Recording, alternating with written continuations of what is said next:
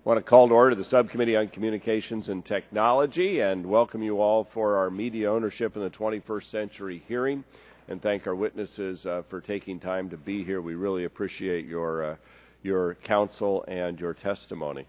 I'll open with my opening statement, and then we'll move to Ms. Eshoo for hers. What are the founding of Microsoft, the first episode of Saturday Night Live, and the establishment of the broadcast newspaper cross-ownership ban have in common? Well, they are all about ready to turn 40 because they all took place in 1975.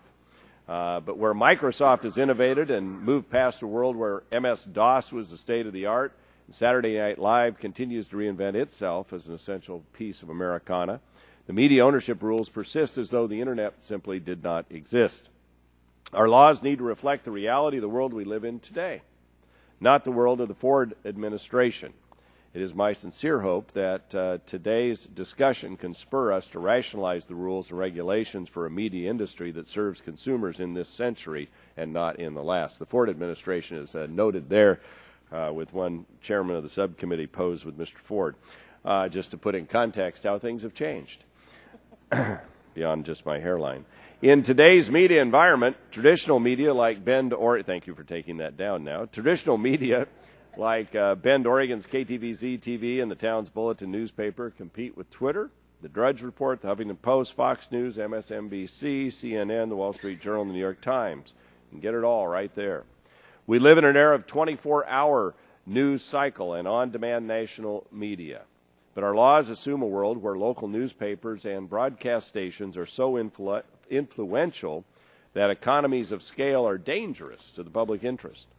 While proponents of the status quo express their love of localism and the laws intended to guarantee it, I fear that laws intended to ensconce our love of local media are in fact loving it to death. Promoting localism is a goal that we all share, but localism is not cheap. Producing the kind of high-quality content that's been the hallmark of American broadcasting is an expensive labor of love for local broadcasters and newspapers. And as Americans' habits have changed, so too should the way we look at local media.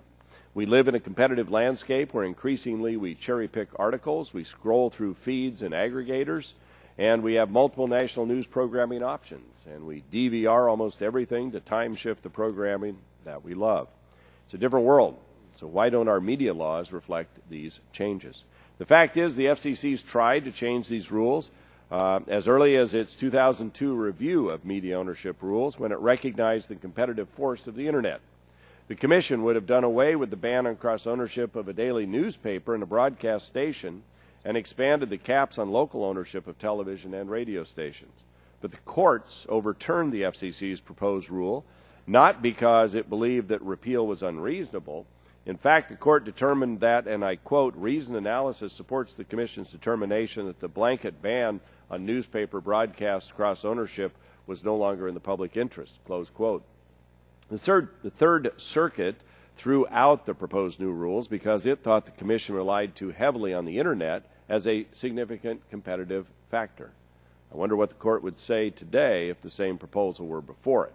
Now that the newspaper's annual revenues are down more than half since 2003, would the same bench consider the Internet a significant competitive factor now that the average online video ad often outprices national TV day parts? Sadly, following two court losses, it seems that for a while the FCC simply gave up on trying to save this industry from antiquated regulation. The Commission failed to complete the 2010 quadrennial review, its statutorily mandated review of media ownership rules, and instead doubled down by making changes that make it more difficult for local media to compete. The Commission's recent decisions to unwind many joint sales agreements and to look askance at shared service arrangements ignore the realities of the broadcast business and are affirmatively harmful to the localism they purport to protect. I'm happy to see that the Commission intends to return to reasoned rulemaking consistent with its statutory mandate. Chairman Wheeler has announced his intention to comply with the law and complete the 2014 quadrennial review in a timely manner.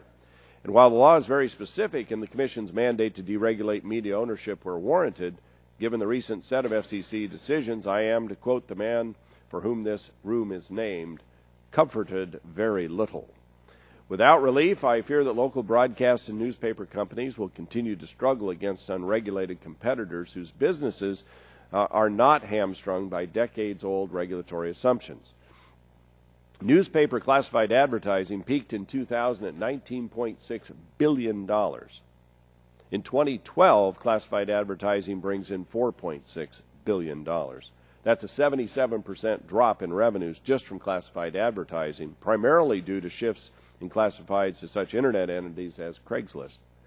Unsurprisingly, hundreds of newspapers have shuttered operations or migrated to digital only since 2007, and the U.S. has lost 62 daily newspapers since 2004. We're all committed to promoting a local media industry that's healthy, to fostering competition, localism, and diversity of voices, and to ensuring that local media continues to serve the needs of their communities. But pretending that laws designed for an era before smartphones and the Internet will get the job done is an effective death sentence for many local media outlets. I'd like to thank our witnesses again for joining us today to offer their opinions on these matters.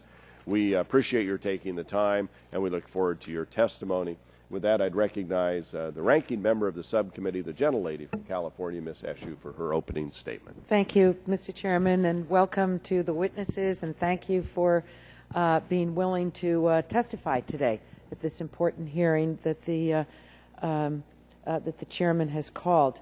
I believe that one of the most important manifestations of a vibrant democracy is that there are many voices speaking to the many. And so whatever I say in my opening statement really fits in with that principle because I think it's such an essential one. And I think it's one that should guide us in everything that we do relative to these undertakings in the examination of media ownership in the 21st century. In an era when corporate media outlets have become increasingly concentrated in the hands of a few conglomerates, our goal, and the chairman mentioned this, should be to promote localism, advance competition, and encourage diversity, not to roll back what few protections we have in these key areas. I'd like to put forward some facts that I find troubling. Despite a national broadcast television ownership cap, 10 station groups now own over 650 stations, or nearly half of all commercial full-power broadcast stations in the United States. The source of that is Free Press. 10 companies control 55% of all local TV advertising revenues. 25% of the nation's 952 local news stations do not produce their newscasts themselves. You combine these statistics with the fact that 20 out of the top 25 news websites rely heavily or even exclusively on news gathered from traditional media sources such as a daily newspaper, broadcast network, or a cable news network, and you have a picture of what I think is an unhealthy media landscape. So as the FCC takes steps to close existing loopholes in its rules, I'm pleased that the agency is moving forward with its review of our nation's broadcast ownership rules. The completion of the long overdue 2010 quadrennial review and the 2014 review will ensure the FCC can fully assess the impact of further consolidation on ownership, diversity, and localism in our nation's media system.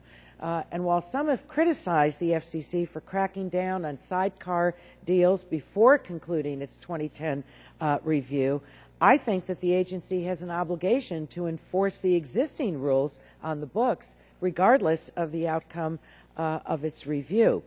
Congress has long entrusted the FCC with upholding the core values of competition, localism, and diversity of media. And while the media landscape may change, and we welcome those changes, the role that these values play in advancing public disclosure and strengthening our democracy, I think, should remain intact. So again, thank you to our witnesses, and I would like to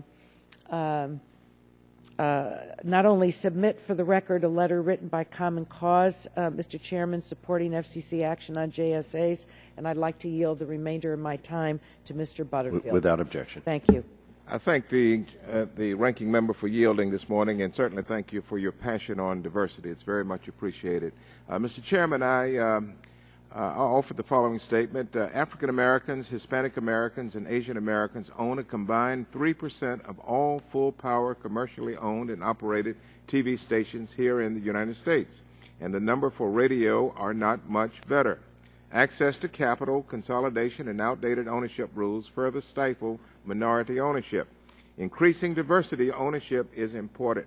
It ensures that content will be delivered in formats that mirror the cultural experiences of our citizens and generates economic opportunities for the nation, particularly as these companies create and maintain jobs. The future of our media will also be dependent upon our ability to factor in the impact of emerging and evolving digital technologies on traditional media models. The FCC regularly says that diversity is one of its objectives, but the 2014 quadrennial NPRM doesn't reflect that commitment. Some proposals, including legislative ones pending for 20 years, were reduced to footnotes. Many of those proposals were supported by the FCC's own Diversity Advisory Committee. I'm hopeful, Mr. Chairman, the FCC's long-awaited further notice of proposed rulemaking for 2014, if not done correctly, will seek to gather data that will help us to address the disparities that exist in minority media ownership. We must increase meaningful media ownership opportunities for people of color. That's the point I'm trying to make. Thank you very much. I yield back to you, to the ranking member. And I'll yield back, Mr. Chairman. Thank you. Mr. Chairman, I failed to do one thing. If I momentarily could ask unanimous consent to include in the hearing into the record a letter dated June 10, 2014, addressed to you and to the ranking member. I believe so, yes, without objection. All right. Thank you. Are there any members on our side seeking opening statement? Okay. Mr. Waxman, I would turn to you. Thank you very much, Mr. Chairman. Americans have more choices today than ever before about where to get news, information, entertainment. Broadband and mobile platforms are altering how content is produced and consumed, but these incredible new innovations do not alter key policy goals, promoting localism, diversity, and competition in the media. These core values represent a commitment that stretches all the way back to the founding of our country. They have animated the FCC's policies for nearly a century. A commitment to localism means timely delivery of news and information relevant to our daily lives, such as emergency alerts in a time of crisis. Competition means original, in-depth reporting that not only informs and educates the public, but helps distinguishes the quality of journalism. Striving for diversity helps the delivery of a wealth of perspectives that more closely reflect the diverse makeup and experiences of our community. The FCC's long-standing media cross-ownership rules are tools for preserving these values. Despite the wonder and power of the Internet, broadcasters and newspapers continue to be the dominant sources for local news and information across old and new medium. That makes these rules relevant even today. Under both Democrats and Republicans, the FCC has tried to revise the media ownership rules, but the agency has little success in navigating the legal, political, and resource challenges in meeting the congressional directive to review these rules every 4 years. Chairman Wheeler has appropriately set a deadline to complete the long overdue 2010 quadrennial review and the currently pending 2014 quadrennial review. As the agency works to complete these reviews, I believe it's time for Congress to examine whether this statutory mandate is still helpful or necessary. One constructive step the FCC has recently taken is closing a loophole created by the proliferation of joint sales agreements between broadcasters. The FCC struck the right balance in adopting rule changes to end JSAs manufactured solely to evade the media ownership rules, while allowing truly beneficial ones to continue through waivers. The committee worked on a bipartisan basis in the recently reported satellite reauthorization bill to provide incentives for broadcasters to file timely requests for waivers and the FCC to expeditiously act on them. A key consideration for the FCC should be helping ensure the health of the newspaper sector, which has been challenged by the growth of online news. A broadcast company that wants to invest in a newspaper could be a boon to a struggling newspaper, but one that wants to raid its assets could hasten its demise. These are not just theoretical questions. Late last year, the Tribune Corporation, the owner of the Los Angeles Times, other newspapers, and broadcast stations across the country, announced that they would be spinning off its newspaper holdings, including the LA Times. The original terms would have forced the LA Times to rent its own building from the Tribune Company and to borrow over $300 million to pay a cash dividend to the Tribune Corporation. I raised questions and consulted with independent media experts who advised that the terms could cripple the LA Times. To its credit, the Tribune Corporation has recently reduced the size of the cash payment it will demand from the newspaper, LA and other newspapers. I hope it will take further steps to ensure the viability of the Times before the deal is complete. Finally, our discussion today would be incomplete without an examination of the abysmal state of media ownership diversity. Women and minorities represent a tiny fraction of the owners and decision makers in the media companies that shape our national discourse. The FCC has had great difficulty crafting policies that could improve ownership diversity and survive legal challenge. I hope today's witnesses can bring some fresh thinking and new ideas to help advance this issue, which is so critical for a healthy democracy. I thank all the witnesses for being here today. I must apologize in advance that I have to be present at another subcommittee and won't be here for all of your testimony. I'll try to get back for questions, but I appreciate your participation. I look forward to reviewing what you have to say, both orally and your written submissions as well. Thank you, Mr. Chairman. You'll back my time. Thank you, Mr. Waxman. And I will turn now to the Vice Chair of the subcommittee, Mr. Latta, for opening comments. Well, thank you, Mr. Chairman, and thank you very much for holding today's hearing, and I appreciate all the witnesses being with us today. The media landscape, much like many other sectors in the communications and technology industry, has evolved considerably over the last 20 years. With the introduction of the Internet and digital technology, we have seen convergence, increased competition, innovative content delivery services, and rapidly shifting preferences and consumer demand come to define the media market. However, many of the laws that govern this space are outdated. As a result, longtime industry participants that are subject to these rules and regulations are placed at a competitive disadvantage to newer market entrants. This has thwarted their ability to flexibly and quickly respond and compete in this dynamic marketplace. A particular concern is the FCC has been negligent in completing its mandatory review of the media market that could help address today's competitive realities. As we continue our efforts to examine the Communications Act and consider updates to the law that would better reflect the 21st century communications landscape, I look forward to the hearing from our witnesses today and the current regulatory framework governing media ownership and the impact that it's having on businesses, consumers, and the economy. And, Mr. Chairman, if I could, I'd yield to the gentleman from Illinois. I want to thank my colleague. I want to welcome you all here. There is no reason why the 2010 and 2014 review, quadrennial review, has not been filed. It's just not complying with the law, and it's a failure of the bureaucracy and the federal government to do its job. Having said that, one reason why, because this sector is moving so fast. I mean, how do you get a handle on it? Late breaking story last night. How did I find out about it? Someone did a Twitter feed that one of my staff members picked up and emailed to me. I didn't get it over broadcast. I didn't get it over cable. I didn't get it over radio. I definitely didn't get it out of print media.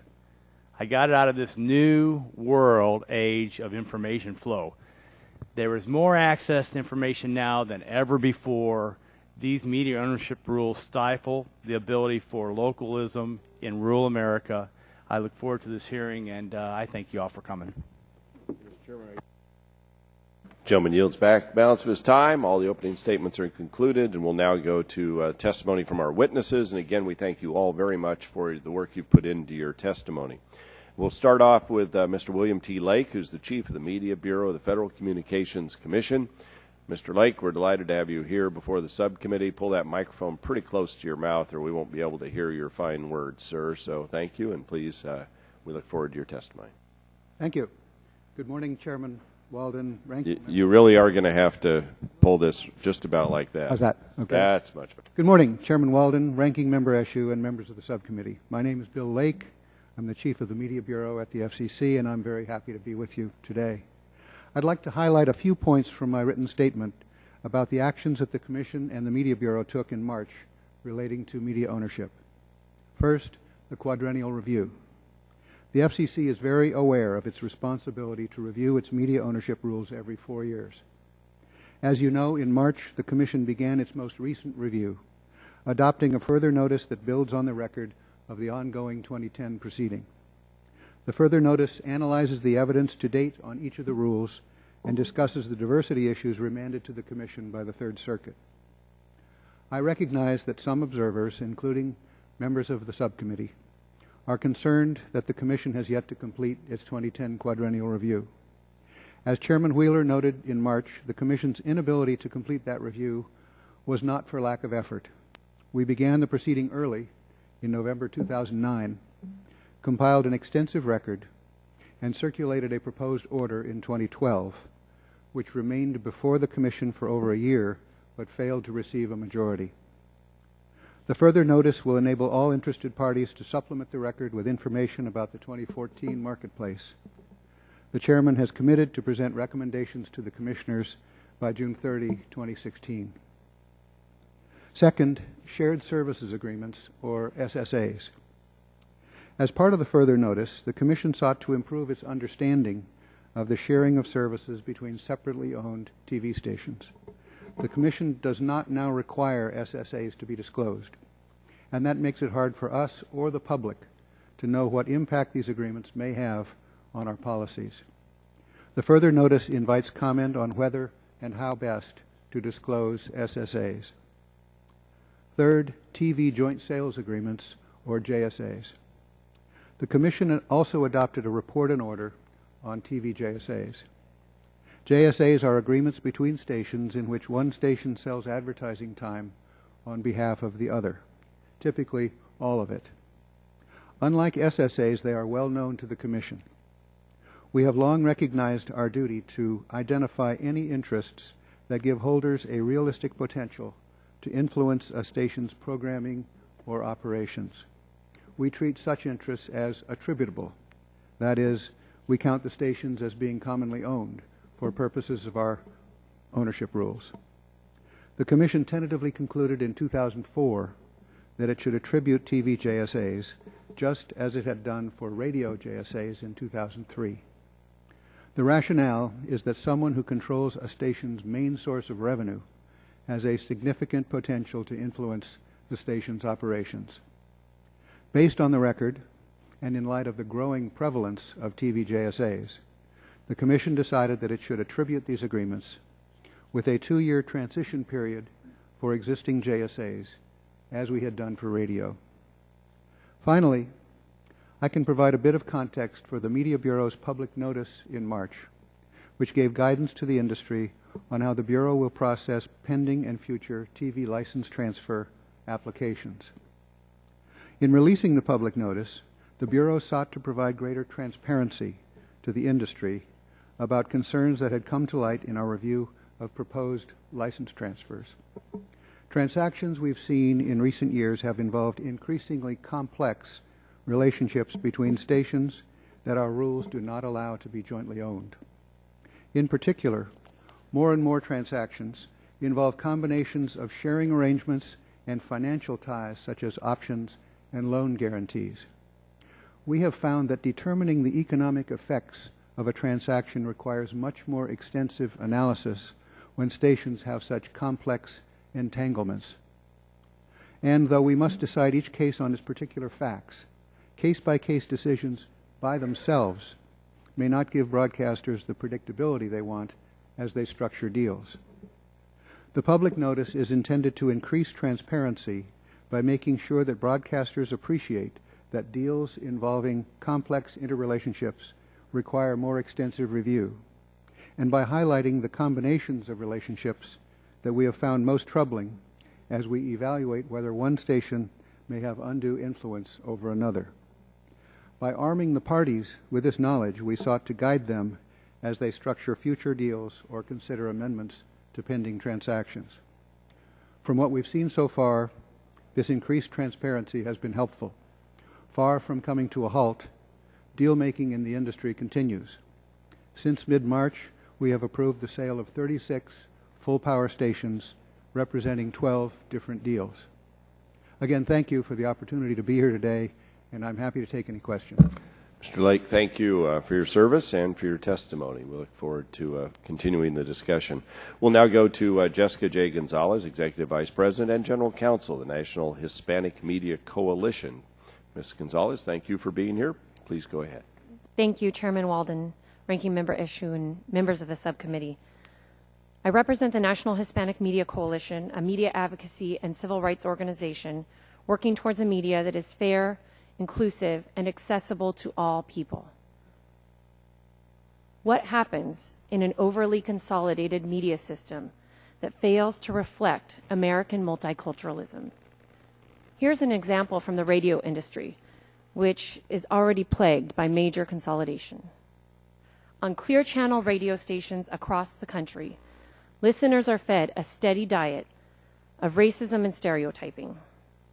According to some Clear Channel pundits, Latinos and African Americans are dangerous, Asians are cheaters, women are sluts, immigrants are animals.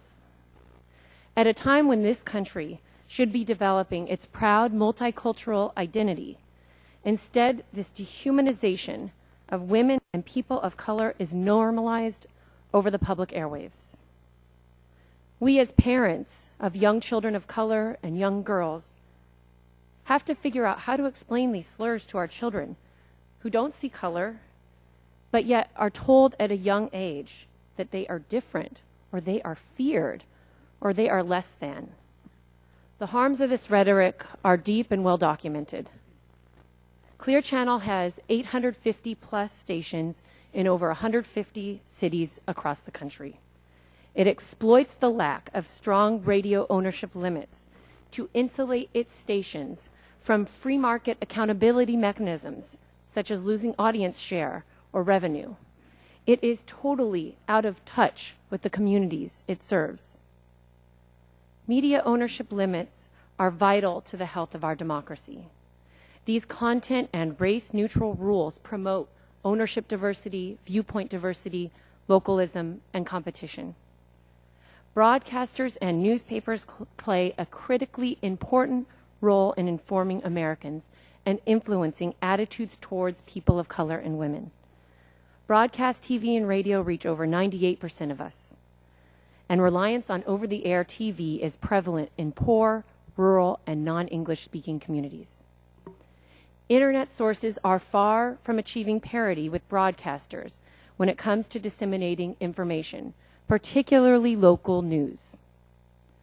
First of all, 1 in 3 Americans does not have home broadband access. Rural communities, Latinos, African Americans, seniors, the poor, people with disabilities, and non-English speakers are far less likely to be connected to the internet. And traditional media sources like broadcasting and newspapers are still responsible for the vast majority of online local news and information. The courts, Congress, and the FCC have long recognized a nexus between minority ownership and broadcasting diversity. Yet, people of color, who make up more than 36% of the U.S. population, own less than 3% of TV stations. Women own less than 7%. Media consolidation and joint sales agreements that allow big media companies to circumvent the ownership rules are bad for diversity. Immediately after the 1996 Act relaxed ownership limits and the minority tax certificate was abandoned, women and people of color were pushed from the market as conglomerates grew. According to a 1997 NTIA report, relaxed ownership limits created a significant competitive advantage for group owners who are more likely to be non-diverse and have greater financial resources. That media concentration drove up station prices. The FCC's recent JSA ruling, on the other hand, creates opportunities for diverse owners and small businesses to enter the market. NHMC envisions a country in which broadcasters reflect American multiculturalism and serve the information needs of all communities, promoting diversity and localism with strong media ownership rules within the FCC's existing regulatory framework, and using your lawmaking power to reinstate the minority tax certificate are important steps towards achieving that vision. Thank you, and I look forward to questions. Ms. Gonzalez, thank you for your powerful testimony. We appreciate your comments. We'll now turn to Mr. Bernard Lunzer, President of the Newspaper Guild, CWA. Mr. Lunzer, thank you for being here. We look forward to your testimony as well, sir. Thank you, Mr. Chairman, Ranking Member, and the committee for allowing me to testify. The News Guild CWA represents workers in broadcast, print, and digital. Our sister sector, NABET CWA, represents workers throughout broadcast. Along with our employer reps, some of them that are here, we seek solutions to the current challenges in media. The Internet will continue its disruption of media while also offering room for innovation and new revenue. Right now, there are no simple solutions or clear ways forward.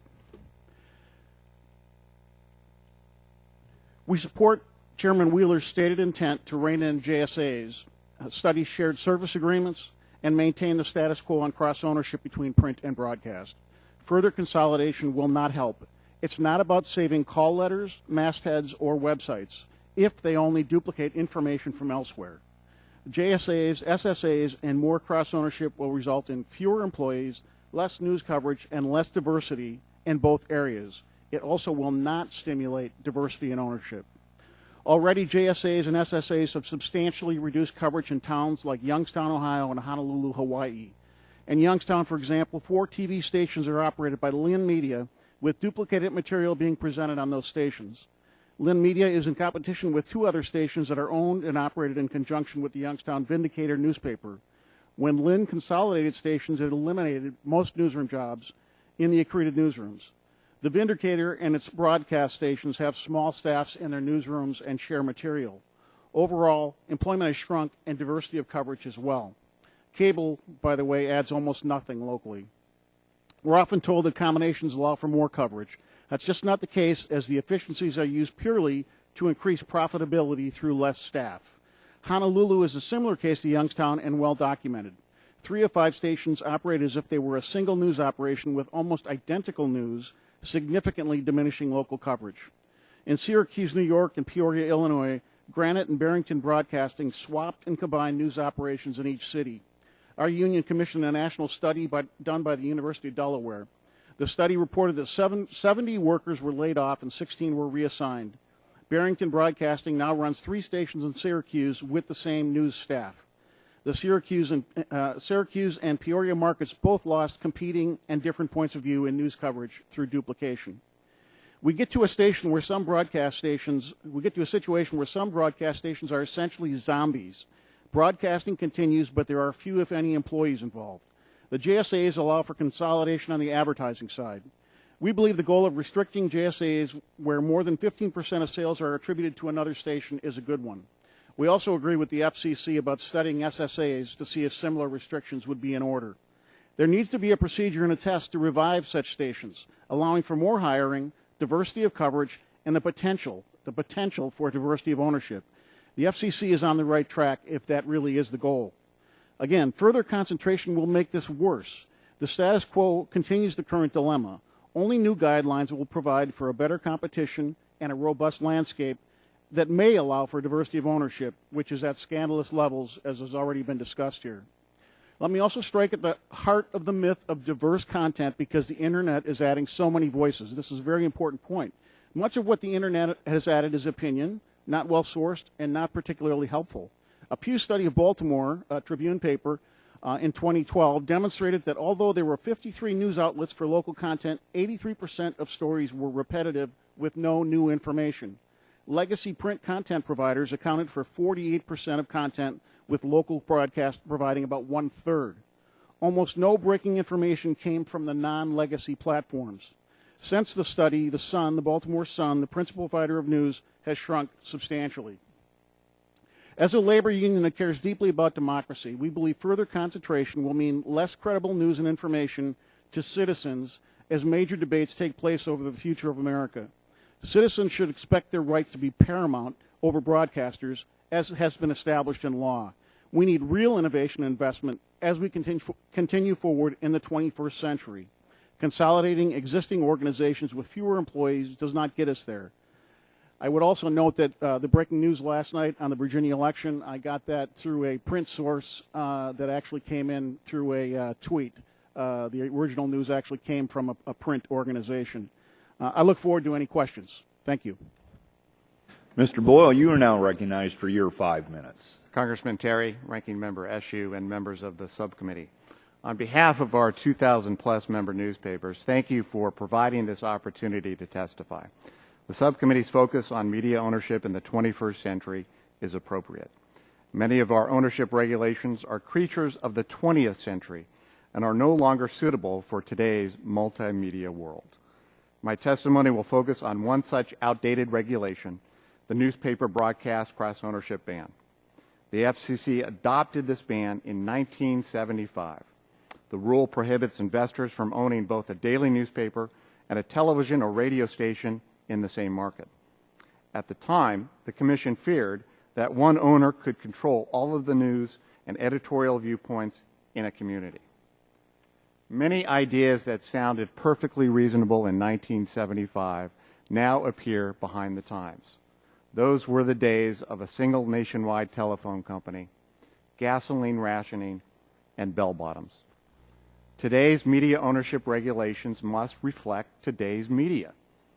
You recognized this need when, in 1996, you required the FCC to conduct a comprehensive review of its media ownership regulations every 4 years and to repeal or modify any regulation that it determines to be no longer in the public interest.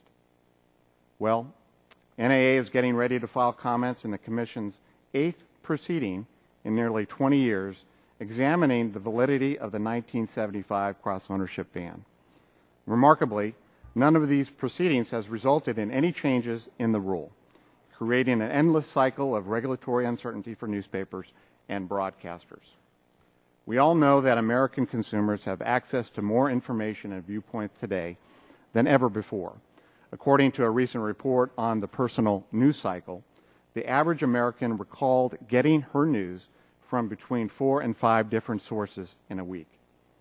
And new digital news players have exploded on the scene. This same report found that nearly half of those surveyed received their news from online-only reporting sources. Quite simply, there are no longer any barriers to entry in the distribution of news and information. However, in-depth, investigative, original reporting that is professionally edited takes a substantial commitment of resources. Newspapers have always made this commitment. Some have argued that the repeal of the cross-ownership ban will lead to a massive wave of mergers. Nothing could be further from the truth. But in light of rapid changes in media consumption, some newspapers likely will come on the market. The ban reduces the number of potential buyers who might want to invest in a newspaper, including an owner of a broadcast station with deep resources and a commitment to journalism. And when local television or radio stations become available for sale, the only media companies that are barred from bidding on them are newspaper companies. Companies that have had a long history of producing local news in that community.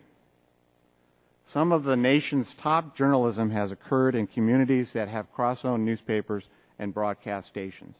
For example, 2 of the primary news sources that broke and dug deep into the story about mismanagement at the Department of Veterans Affairs were newspaper-television combinations in Arizona and Ohio. This is not a surprise. Public service journalism is a part of their DNA. According to FCC Commission research, a cross-owned television station produces 50% more local news, devotes 40% more time to candidate speeches, and airs 30% more coverage of state and local political candidates. Removing the cross-ownership restriction would serve, not harm, communities. It is time to eliminate this barrier that has stifled much-needed investment in local journalism. Thank you. I look forward to your questions. Mr. Boyle, thank you for your testimony.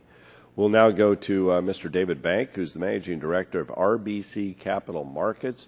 Mr. Bank, we especially appreciate your testimony today and look forward to hearing it. So thanks for being here. Thank you. Okay, good morning. You have to push that little button right there in front. There we go. It shows my lack of governmental experience. Thank you. Good morning, Chairman Walden, Ranking Member Eshoo, and members of the subcommittee. My name is David Bank, and I'm a Managing Director and the Equity Research Analyst responsible for covering the media sector at RBC Capital Markets. RBC Capital Markets is the corporate and investment banking arm of the Royal Bank of Canada, Canada's largest bank and the 12th largest bank in the world based upon market capitalization.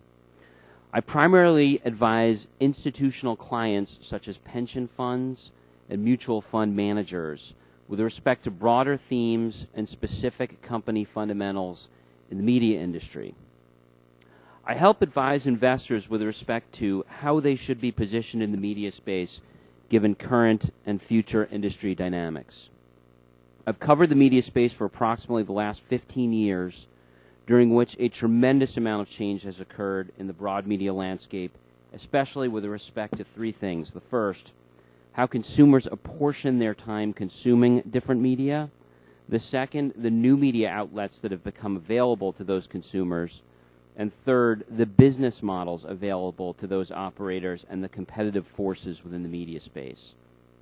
Much has already been made of the fact that the current regulatory framework for media ownership dates back to 1975 for newspaper cross-ownership and basically to the late 20th century for much of the framework for TV and radio broadcast with respect to both cross-ownership and single media ownership concentration across single markets as well as in the U.S. in totality.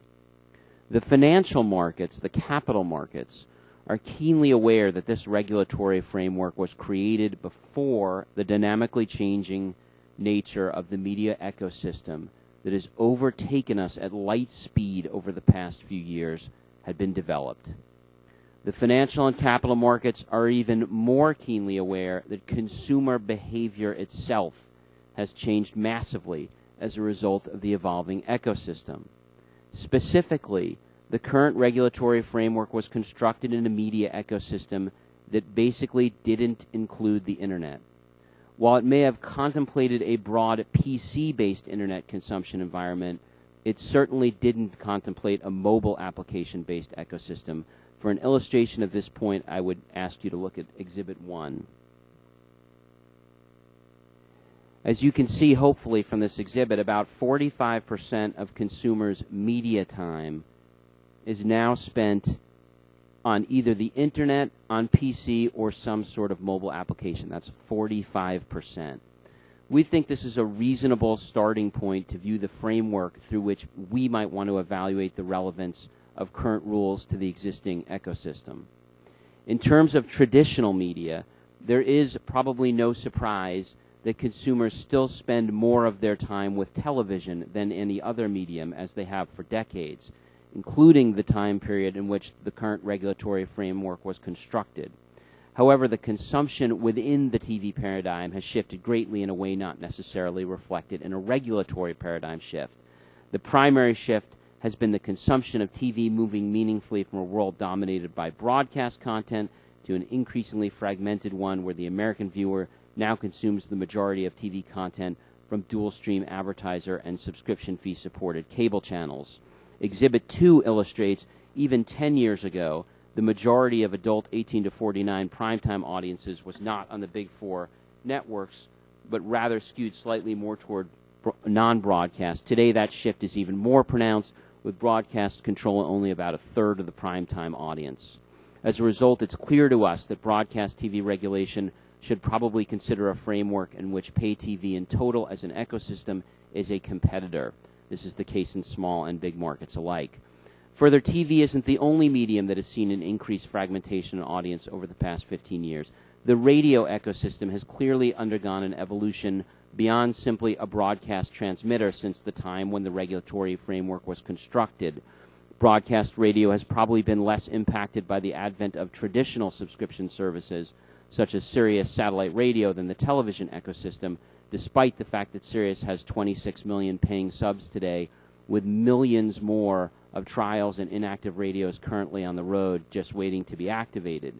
This has eaten into traditional radio's share of the audience on some level, but radio has been more directly impacted by the advent of the Internet, with services such as Pandora, Spotify, or download and podcast services on iTunes, especially on a non-subscription basis.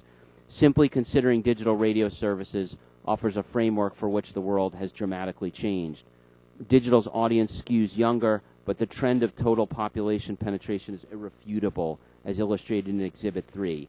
Digital radio listeners are now at mass market proportions, representing just more than half the population and two-thirds of Internet users. Clearly, the game has changed in radio with respect to consumer behavior. This has also put some pressure on the typical radio business model. The newspaper business model is not a major focus in our coverage universe, but it's quite clear that the industry has undergone a great deal of tumult, in no small part due to changes in consumer behavior and alternatives as well. Most specifically, consumers simply have more choices with respect to how to consume news. In 1975, when the newspaper TV cross-ownership rules were essentially constructed, consumers had no digital or cable news choices. By 2003, over 10 years ago, consumers were getting 20% of their news from online sources.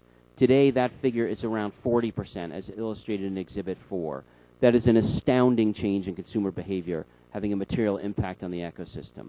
The bottom line regarding these shifts in the ecosystem is that they seem to call into relief what some of the existing regulatory framework might not. Digital media has now created, at least on the macro level, a powerful competitor to the media ecosystem that existed in isolation in the prior century. The markets are keenly aware of it. It plays a significant role in the way they fund growth in choices that consumers have. That said, there have been some movements more recently on the part of the FCC to re-regulate some elements of media ownership and ownership concentration issues in the TV landscape in particular. The merits of these rule changes specifically aren't what we'd focus on in this venue, but rather we put the focus on the isolated nature of the rule changes without consideration to adjacent issues. For instance, the UHF discount itself is probably something increasingly obsolete in an evolved ecosystem where most people under the age of 40 couldn't tell you the difference between a UHF or a VHF station. There is no separate dial on the cable box. But rather, the choice to address such changes on a piecemeal basis adds limited visibility to the financial marketplace. The financial markets would probably have found it more constructive to view the UHF discount rule considered in a broader framework related to overall ownership cap regulation. The financial markets sometimes struggle with how to interpret broader ramifications. That concludes my prepared remarks. I'd like to thank Chairman Walden, Ranking Member Eshoo, and the subcommittee members for giving me the opportunity to speak today. Thank you, Mr. Bank. We appreciate your testimony. Thanks for coming down. We'll now turn to Jane Mago, who's Executive Vice President, General Counsel, Legal and Regulatory Affairs, the National Association of Broadcasters, for our final testimony from our witness today. Ms. Mago, thanks for being back before the subcommittee. We look forward to your comments. Thank you. Thank you, Chairman Walden, Ranking Member Eshoo, members of the subcommittee. I appreciate the invitation to speak to you this morning. Let me put my spin on 1975, that year that we've been talking about all morning here. In 1975, I was starting law school, watching a black and white television with no remote control, and like everyone else, I had only 3 broadcast networks to choose from.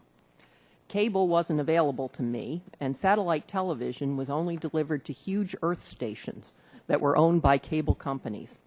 That was the world when some of these broadcast ownership regulations were created. Since then, we have cable and satellite and telecommunications companies that are all offering video services. The Internet and the massive proliferation of news outlets that you've heard about this morning have absolutely revolutionized the way we consume media. Yet time has seemingly stood still at the FCC. The current broadcast ownership rules are simply out of touch with the reality of today's media marketplace. They distort competition. Cable, satellite, and Internet-based media outlets who operate without these cumbersome regulations continue to proliferate and take both audience share and advertising revenues. The local television rule, for example, which generally prohibits the ownership of two television stations in the same market, assumes that television broadcasters operate in a bubble, only competing against other television broadcasters. That's almost laughable in today's marketplace. One need only look at the growing cable practice of selling local advertising across hundreds of cable programs to understand that there is a direct and real competition between broadcast and cable. The FCC has recently decided to effectively prohibit two broadcast stations from engaging in the joint sale of advertising.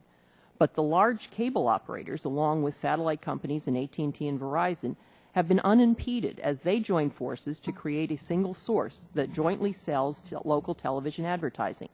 It's increasingly difficult for broadcasters to compete in a marketplace that is so skewed by disparate regulation. The 1975 newspaper cross-ownership rule that we've heard about this morning also relies on assumptions of a media landscape from a bygone era.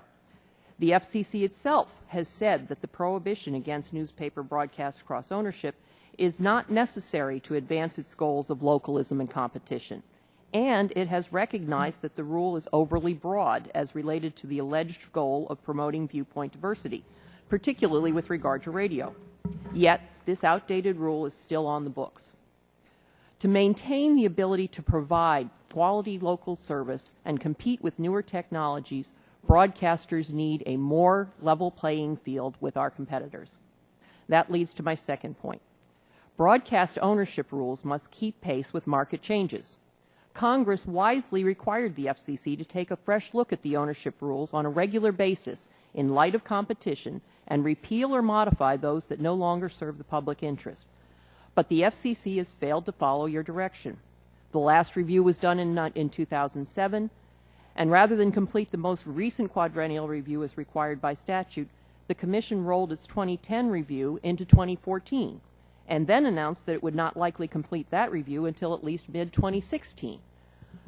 NAB is challenging this most recent FCC decision in court, not just because the FCC failed to live up to its statutory obligation, but also because the Commission is imposing new restrictions on joint sales agreements among television stations, despite the fact that these agreements have produced tangible public interest benefits.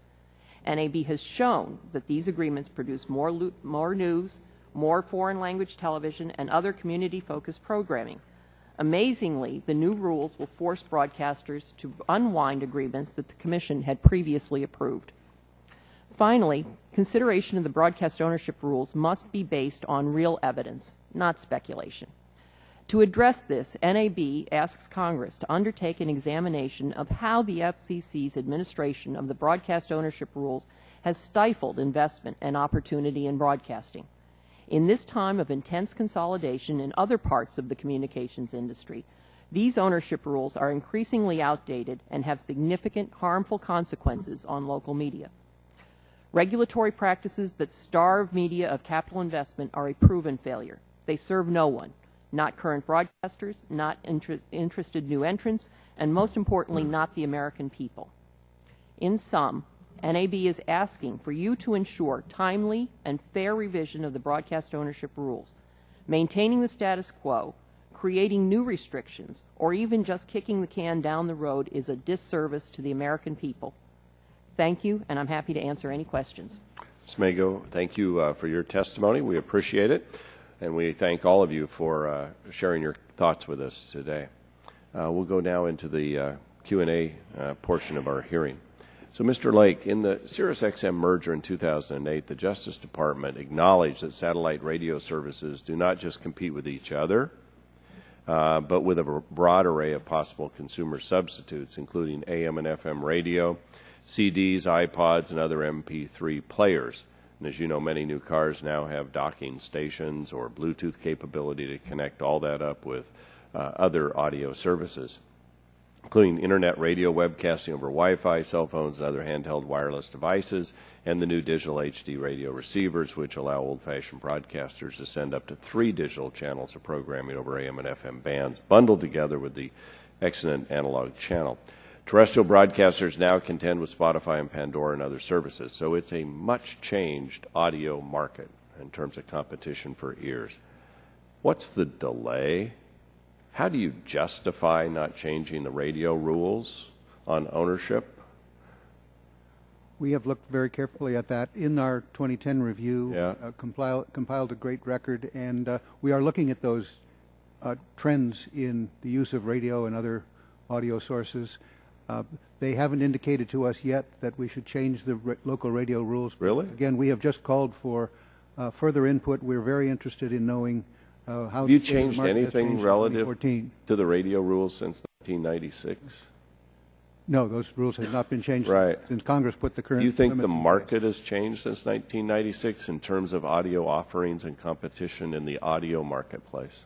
The entire marketplace has changed, both audio and But video. the rules have not.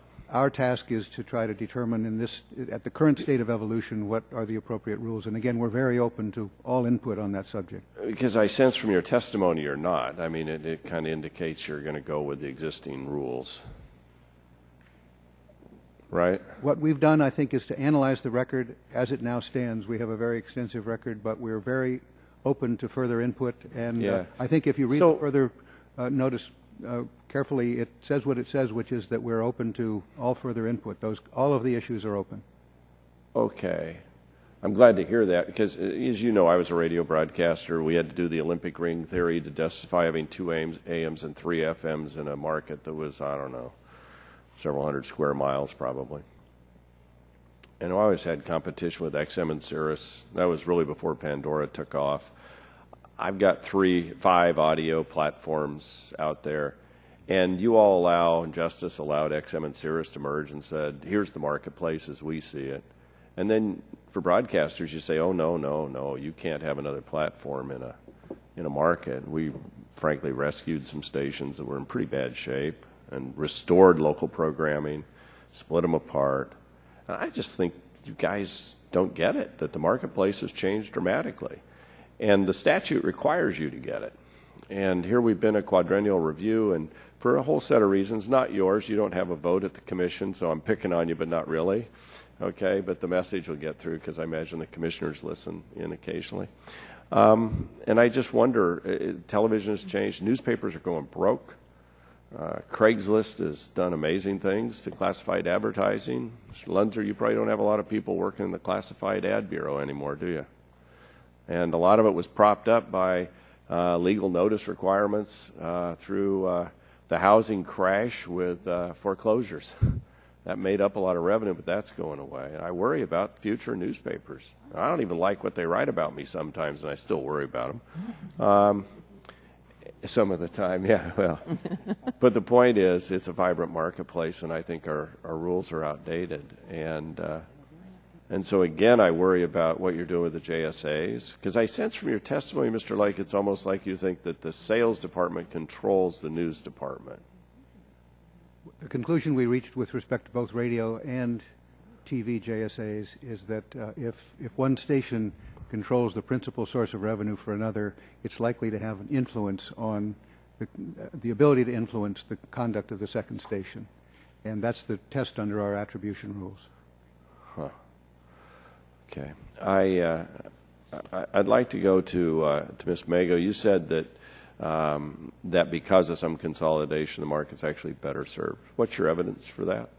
We showed a number of different markets where there was the specific advantages that came from the shared services arrangements. For example, in Wichita, Kansas, stations were able, through a JSA combination, to provide the first Spanish language news in the entire state of Kansas.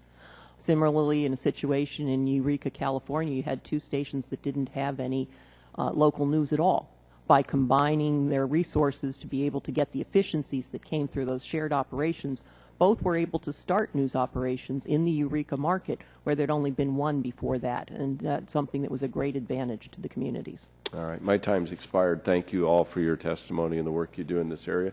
Ms. Eshoo, for 5 minutes. Thank you, Mr. Chairman, and thank you to each one of our guests today. Varying views, and I listened hard to what each one of you said, and I can't help but think that some of my thinking relative to what some of the testimony is the opposite of what you said. And so I want to go the other way and test out some of the things that have been put out about how great media consolidation is and how well it serves our country. I started out today by stating, I think, one of the most important principles relative to a democracy. Now, our democracy is old. India's, I think, is large and vibrant as well. But would anyone suggest that because that's an old idea, it's a bad one, that we should take up something that would change the whole idea of democracy? I don't think so. So while I celebrate the new platforms, the new services, so many of them, I'd be willing to wager the majority of them being established in my congressional district, that we need to examine this in terms of what consolidation is actually going to do for the American people. I understand business models, capital markets, how they want to invest, what's going to serve them well. In many ways, many of those business approaches were blown apart in 2008 when we had a near total economic collapse in our country. That was one hell of a business model that was brought to the American people. So I think that, it's been said that, nothing has changed since 1975. We're out of touch with ourselves and markets and what we need to do. I would suggest that some of the business models are out of touch with what the American people should be receiving. I don't know who's going to stand next to the model that Ms. Gonzalez described. I mean, that is really, as the chairman said, powerful testimony. So if we consolidate more, are minorities in our country going to progress? No one addressed that. I never heard anyone address that. So if you have some points to make on that, I think it would be terrific. But honestly, I just don't. I think that people care. They care enormously if in their market there's one outfit that owns a newspaper, runs the TV stations and the radio stations. What kind of line of information? What's the value and the texture and the fabric and the content of just that one line being fed to people? I think that there are some countries in the world where we shun and make fun of that model because there's one line to people. I want to hear diversity of thinking. And I would suggest that there's a lot of junk out there too, even though we have many more things at our fingertips. And for the broadcasters, God bless you. You do a lot of things for in terms of localism. We've had testimony on that. But you also have the airwaves that belong to the American people, and you don't pay for that. So that's a pretty darn good deal. So why would I want to consolidate something even more? For what? What's the reason? I mean, what's the prime reason? Anyone have an answer to that? What's the prime reason? Is it for a better business model for someone? Or is this in the name of democracy, localism, diversity, competition? If I can. I mean, I think that's the central question here. If I can, Ranking Member Eshoo, I think I would like to put the right perspective on this of what we want And what broadcasters are calling for is a healthy, vibrant broadcast industry, and I think it can achieve all of those goals that you were just talking about. Yeah, well, I don't know how, though. That's by the point, yeah. being able to compete in the current ecosystem. You cannot simply look at the broadcast industry as if it's only in its own little bubble. You have to recognize all of the changes that we talked about here this morning and recognize that for broadcasters to be able to provide the kind of local information, the kind of truly competitive services that we have to have the kind of I appreciate your respect. jumping in, and I'm over my time. I think it's very interesting today that there's not a camera here. We have print media that's here, but I don't know. Are we Cameras right up webcast there. or Sure, of course. that we are on I assume. C-SPAN? Yeah. C-SPAN carrying It's up this? to them to carry it or not. We I don't see. dictate it. Well, Yeah. I'm proud that the print We got media print is over here. We here, got print. so Raise thank your you. hand if you're I from the didn't. news I'll media. submit my questions to you, but I really think, Mr. Chairman, that when you look across America, we really have to understand what more consolidation is going to do. And myself, I don't think it really feeds democracy simply to consolidate because that's someone's business plan. I just don't buy that. I've seen a lot of people's lives wrecked and bad information being put out in the region as a result of it. I don't want more than that. So thank you very much, and I'll submit my questions to the witnesses for their response. Thank you. Thank you, gentlelady. And now we go to Mr. Latta, the Vice Chair of the subcommittee, for questions. Thank you, Mr. Chairman. Again, thanks for our panel for being with us today. Appreciate your testimony. Ms. Mago, if I could start with you at this time, what would be the effect of the FCC's proposal to attribute stations under a JSA in calculating a broadcaster's media ownership cap? For many of the stations that have been operating under the JSAs that were in fact approved by the Commission, it's going to mean that they're going to have to unwind those operations within the 2 years, as Mr. Lake described. And that means that they're going to have to either go out of business, they're going to have to find other sources of revenues, because those efficiencies that they've been operating under have been what have allowed them to provide greater service to their communities. So there's going to be a reduction of the amount of the service that's available in the communities. Okay, yeah, that's the next part of the question. Then, what effect would that have when you're looking at a reduction for services in that community or communities? What would you see that as? I see that as harmful to the American public. And that reduction, it can be that, for example, where you have the stations, the station that I referred to before in Wichita, Kansas, where the Spanish news operation is being facilitated by the fact that there is a joint sales agreement that's in that market. That might well have to go away or find some other way of being financed that would not give it this kind of resources that they need. Other markets have similar stories that go with it, where the Tougaloo College is also operating under a JSA, and they have presented evidence to the Commission that they would not be able to provide the services that they could to their community. Thank you. Mr. Lake, you noted in your testimony under the further notice tentatively affirms that media ownership limits remain necessary in the current marketplace despite the prevalence of new electronic media. So, and how is the FCC making that determination without first having conducted a thorough review of the marketplace to justify those limits? We looked at the record as it now exists, and while my friend Jane is right that the market has evolved quite a bit since she began law school, it continues to evolve. I'm sure it will be very different 5 years or 10 years from now, and our task is to try to determine what rules are appropriate for the current state of evolution. And one of the things that we find in the current record is that while distribution of news, local news and information in particular, has become much more diverse. People find it on the internet and elsewhere.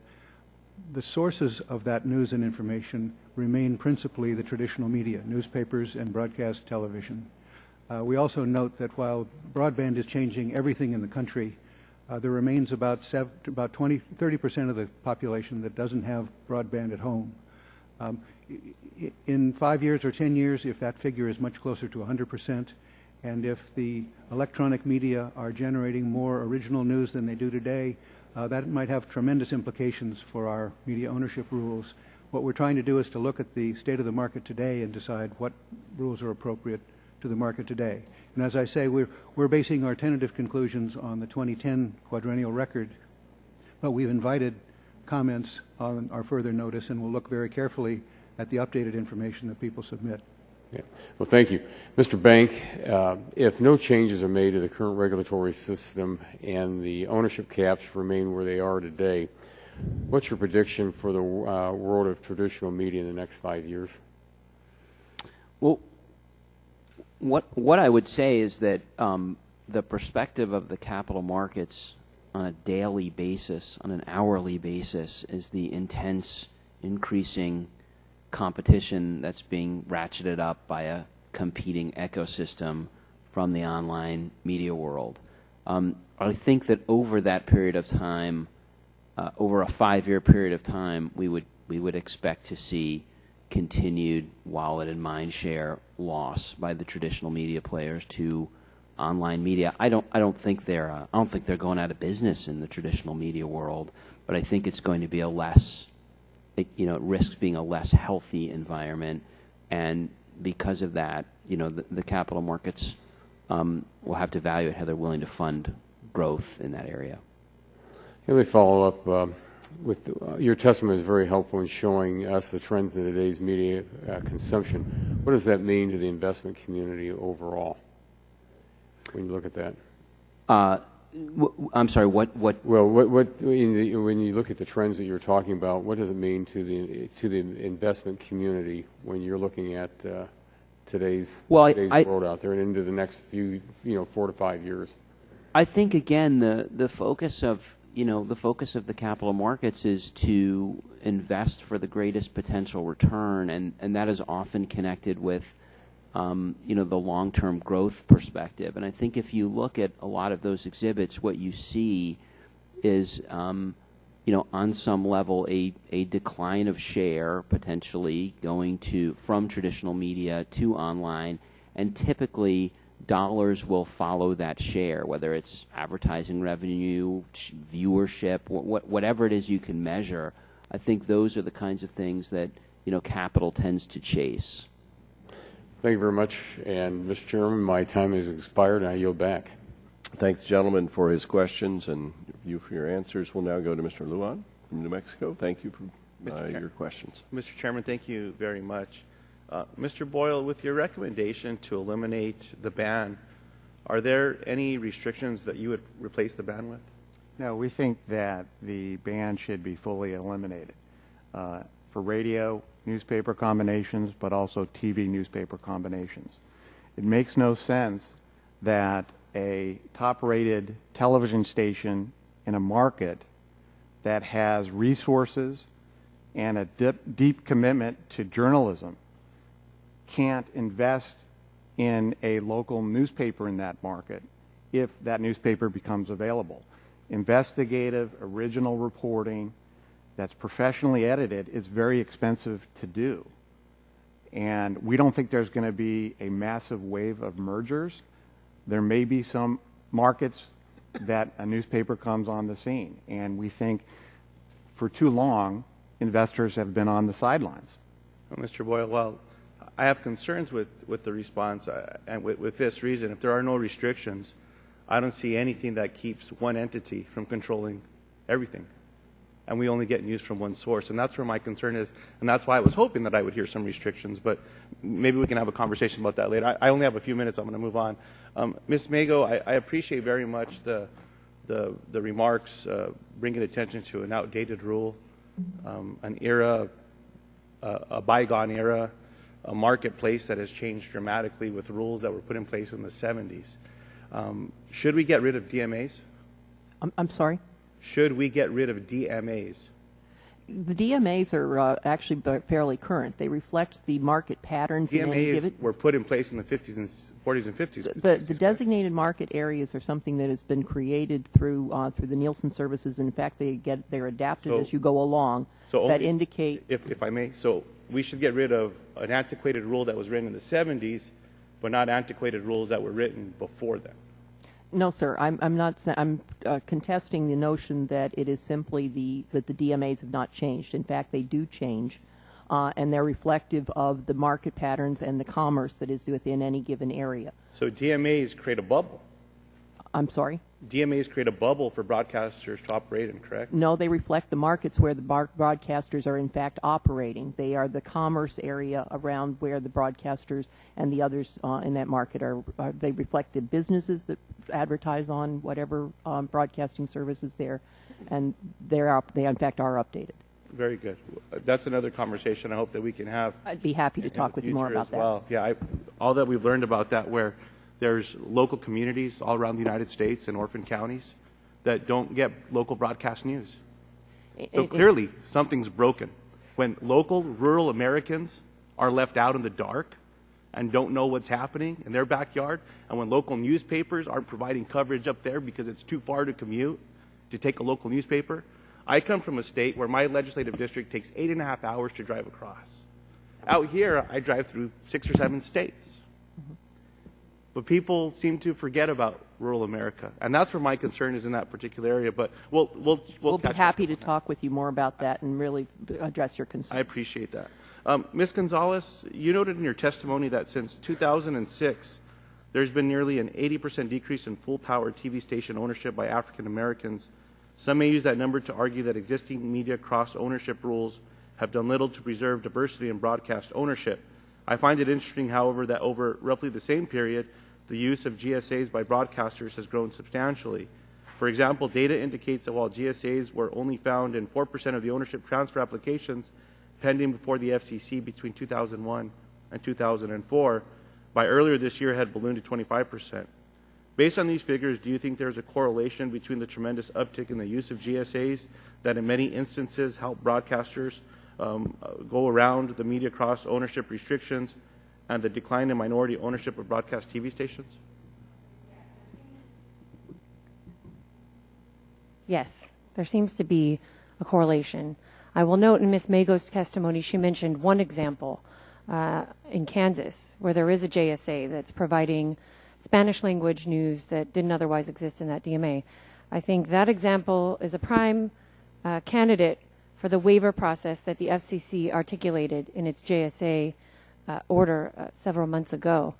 But for the most part, these GSAs seem, and the consolidation generally, seem to have been diminishing owners of color, making it more difficult for us to enter the market, and all around just not a good situation for diversity. In fact, there's also examples of JSAs where there is an owner of color involved, but that person doesn't have control of the programming and a path towards full ownership of the station. We want genuine involvement and ownership by people of color. That doesn't seem to be happening in this current marketplace. I appreciate that.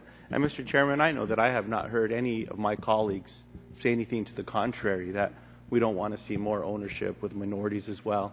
And I think this is an important question that I hope that we can flesh out and just get more information on as we have the conversation pertaining to GSAs as well. And I really appreciate the panel that you've put together and the responses today. I still have many questions as well that we'll submit into the record. But again, thank you for bringing this panel together, Mr. Chairman and Ranking Member Eshoo. Thank you. Yeah, thank you, and thanks for your participation. We'll now go to Mr. Kinzinger from Illinois. Well, thank you, Mr. Chairman, and thank you all for being here on these very important issues. I'm going to start with you, Mr. Lake. I got just a couple of kind of quick questions. The last time that the media ownership rules were substantively updated was 1999. That was quite literally the last century, and in the ensuing 15 years, the media landscape, and specifically the options people have to obtain and consume information, have expanded exponentially. It's largely thanks to the internet and the availability of online mediums. It's become apparent that the FCC is either unable or unwilling to complete the congressionally mandated media ownership review. Is Congress going to have to rewrite and deregulate the current media ownership rules to finally match the intent of the 1996 Telecommunications Act and to finally provide regulations that match the realities of the current media landscape? I can say the Commission takes very seriously its responsibility to review the ownership rules, and the current chairman has committed to take a very serious look and to have recommendations for the commissioners by mid-2016. Good. And I hope you can take back the concerns of the committee on that. very loudly. And Mr. Lake, the Commission adopted an expedited process to review requests for waivers of the recently adopted JSA rules. As you noted, the Bureau is tasked with acting on any waiver request within 90 days of the close of the record, provided there are no circumstances requiring additional time for review. Could you describe what those circumstances are, and how will applicants know that such circumstances exist? We haven't confronted circumstances such as that, and I don't know what they might be. They might be a need for further information that hasn't been available, but we don't anticipate that that circumstance will happen very often. We're very much aware of the commitment we have to act, if at all possible, within 90 days after the record closes, and that's what we'll try to do. And so if there is a circumstance, will you guys be communicating this well to the applicants? Absolutely. If we identify such a circumstance, we'll make clear what that is. And will they know immediately? We might not know except during that 90-day period, but again, I think this is very hypothetical because we don't anticipate that that will occur very frequently. And how will this new speed of disposal metric be incorporated into the management of the Bureau? What happens if it's not met, and will you commit to seeing this deadline met? Excuse me, will we commit to seeing this deadline, to seeing any deadlines met? Yes, we are committed to meeting that deadline if at all possible. And again, I don't anticipate there will be many circumstances in which it's not. Okay. Ms. Mago, the FCC has an open proceeding to do away with the UHF discount in terms of how UHF stations are counted against the national broadcast ownership cap. This discount was put into law at a time when UHF signals were seen as inferior to VHF signals, which after the digital television transition is no longer the case. Does the NAB have a position on that proceeding? Yes, NAB's position is that you really shouldn't be looking at just the UHF discount aspect of this without looking at the larger rule regarding the national ownership cap. It makes no sense in a world where you've grown up with the various discounts, with the ownership sizes, to look at that without considering the larger rule. It's not a standalone rule. Okay. Mr. Chairman, I still have 1:30, but I'll yield back. Gentleman yields back. Chair now recognizes the gentleman from Illinois, Mr. Rush.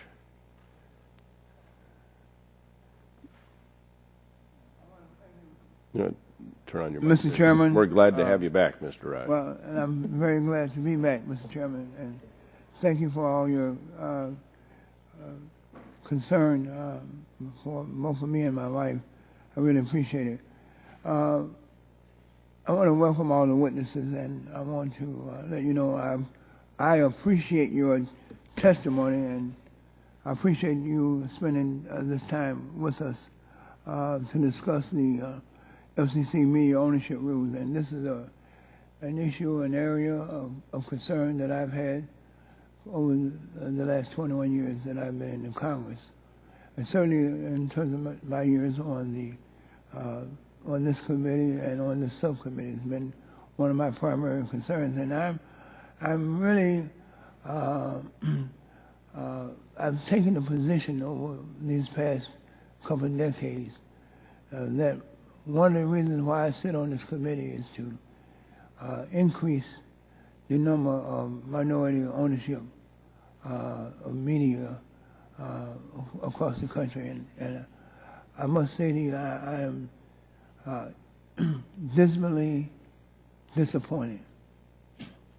I've been disappointed over a number of years because I don't see the vigorous and the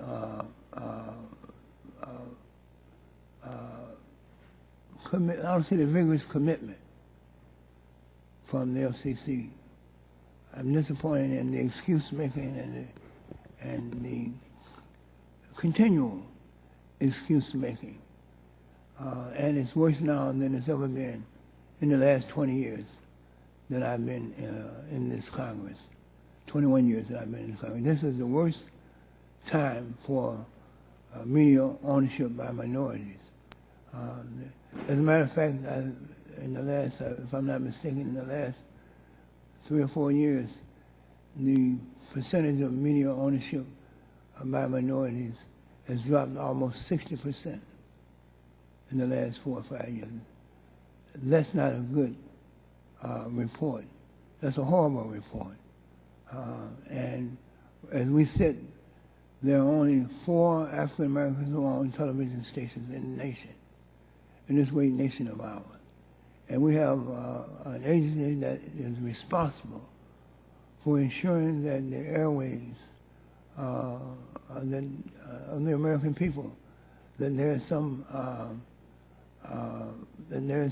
equality and equal access, not only to content and viewership, but also from a point of view of ownership. And so my question to you, Mr. Lake, is does the FCC know how many minorities and women are employed by minorities and women broadcasters to compare to how many are hired by non-minority, non-women broadcasters? Do you all keep that kind of information? We do not have that employment breakdown. We have EEO rules that require all stations, regardless of their ownership, to do outreach in their employment. Well, how do you justify in the FCC, how do you justify a decrease of 60% of minority owners? The Commission does have a longstanding goal, as you note, of promoting minority and women ownership of broadcast stations. No, I don't. Share your dissatisfaction. I don't know it because I hear about it, but I've never witnessed it. I have never seen that posture and that attitude. I've never seen that program and that commitment by any, I say most of the commissioners over there. I hear good intentions. I hear a lot of platitudes. I hear a lot of tear-jerking, but it's all feigned and it's all fake. I don't see the work being done. I don't see them rolling up the sleeves and solving this problem that it should be solved. It should have been solved a long time ago, but I still just hear a lot of, we know it's from the FCC, I hear a lot of, yes, you're right, yes, it's long-standing, but how long is long-standing? We share your dissatisfaction with the results so far, but we are taking concrete action. One of the results of our recent action on JSAs, we think, will be to open more opportunities for truly independent owners of TV stations, including minority and women owners. As you probably know, there was a list of about 30 civil rights and other public interest groups that supported our taking that action, and we hope that they are right and that we are right, that it will open opportunities for minority owners. We also recently relaxed our approach to foreign investment in broadcast stations. Again, civil rights groups urged us to do that as a way of trying to solve some of the access to capital problems that minority owners face. So we are taking concrete action. We're constantly looking for additional things we can do. We're always subject to the very strict Supreme Court rules that have been put down as to taking any action that's actually race or gender based. But again, one of the things that we did in our further notice that was recently announced was to review that constitutional law very carefully and the state of the evidence that we have, and to call for further evidence that might someday allow us to actually be able to justify to the Supreme Court taking race or gender based action. Mr. Chairman, I have one more question, if you don't mind. Go ahead. If I could. Have you ever heard of the Critical Information Needs Study? Yes, I certainly have. Why was it terminated? The study was intended to gather data anonymously to help determine what the information needs of communities are and whether they're being met. When the current chairman took a fresh look at that study, he decided that some of the questions appeared inappropriate and he terminated the study. Okay, again, here we go again. All right, so the study wasn't done according to maybe the standard of the new chairman, but instead of revising it, you end it. All right, instead of adapting or come up with some new questions that might have fit the standards of the chairman, you ended it. And it was a study that should take place, and the FCC was headed in the right direction. But again, you have ended that study, which would have given us information. All right, that would have been able to be used. Mr. Chairman, I thank you for your indulgence. I'm so upset and angry about this. I think I should end this right now, my line of questioning. Thank you so very much, and I thank the witnesses. But please, I want to go on the record that I'm absolutely, totally disappointed in the FCC and their position on minority ownership of broadcast stations. I would be happy to respond further on that if you want to take the time. We need to actually move on, but Mr. Rush, thank you. I know you're passionate about this, and we all know that, and I appreciate your participation in the hearing. We'll turn now to, I believe, the gentleman from Illinois, Mr. Shimkus, for 5 minutes. Thank you, Mr. Chairman, and I do have great respect for my friend from the Chicago area, and it was important for him to get his time that he needed to finish up. I, too, am disappointed with the FCC, but not for the totally same reason. I said it in the opening statement. When federal agencies, regardless of who they are, don't comply with the law and delay, it makes it difficult for those of us in conservative areas of the country to say there's a legitimate reason to have that agency. If our government and our agencies would comply with law and be expeditious in the processing, it would make it easier. And I would just hope you would take that back to the FCC and the commissioners. That's the importance of getting these quadrennial reviews. I mean, it's got to be embarrassing to come up here and say, really, we haven't done 2010 and 2014, and yeah, we're going to get around to it. So I'm just beating a dead horse. But again, you don't make it easier for us. Let me go to Mr. Bank, please. Unless you address this in a question and answer while I was gone, because I'm up at the Health Subcommittee meeting too. I'm not sure you addressed the impact of the FCC's changes to the attribution of joint sales agreement in your statement. You may have gotten in a question, and if you did, I apologize. Can you tell us about the investment community's reaction to the FCC's recent announcement that they will force broadcasters to unwind joint sales agreements if the broadcaster finds itself over the local ownership cap? Well, the sunsetting of the JSA provisions for some of those stations without a grandfathering provision has been certainly concerning to the capital markets. I think the capital markets were initially just kind of confused, but the reality is those are events that took value away from those companies. And I think it was reflected in the reaction of the capital markets. Yeah, and people know who follow this committee and follow my service here. You know, I represent a third of the state of Illinois. I don't know, I may have 6 media markets. Most of them are small or medium to small markets. Without this ability, they're not broadcasting, or they're broadcasting inadequately. So the argument. So I'm very concerned, as other communities are concerned about, as Bobby's concerned about minorities, as the Hispanic community is concerned, I'm concerned about everyday news to rural America. And that's the opportunity that we're losing by what the FCC is proposing. I think Mr. Banks identified one of them. Ms. Mago, it's expensive, and this kind of ties into the whole debate. It's expensive to run a TV station or a newspaper in this day and age. I think it would be difficult to make it work. That's why I'm here and not out there trying.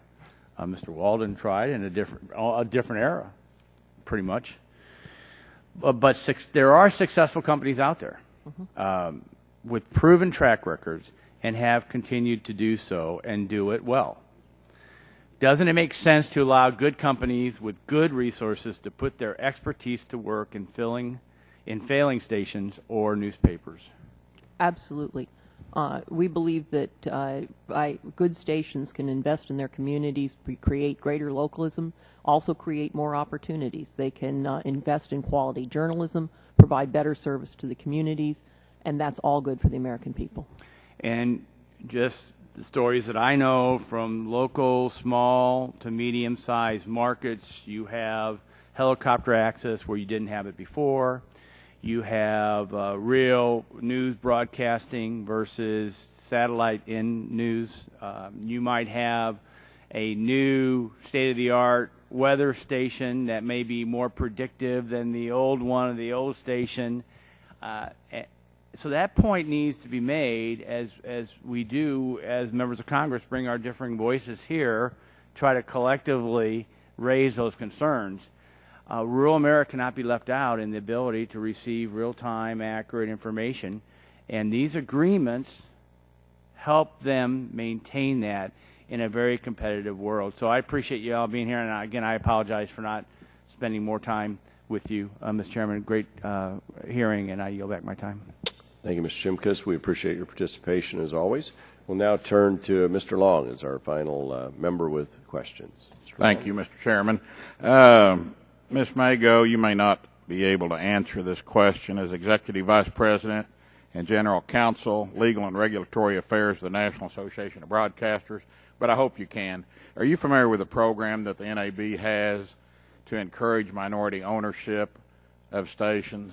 Absolutely. In fact, my other capacity at the NAB is that I am the General Counsel Advisor to the National Association of Broadcast Education Foundation, which runs the program that you're talking about. Okay, good. Okay, this was not a setup, because I had not talked to you before, and I didn't know that you were that familiar with it, but I am familiar with that, and I'm given to understand that it's a very intense program, very successful. I've talked to people that have gone through and become owners of stations. So for my friend from Illinois, I hope you realize that the NAB is reaching out and doing a lot in that direction. My next question is for Mr. Lake. What advantage of if you have a successful broadcaster, what advantage is it of that successful broadcaster to fold into a JSA with another company?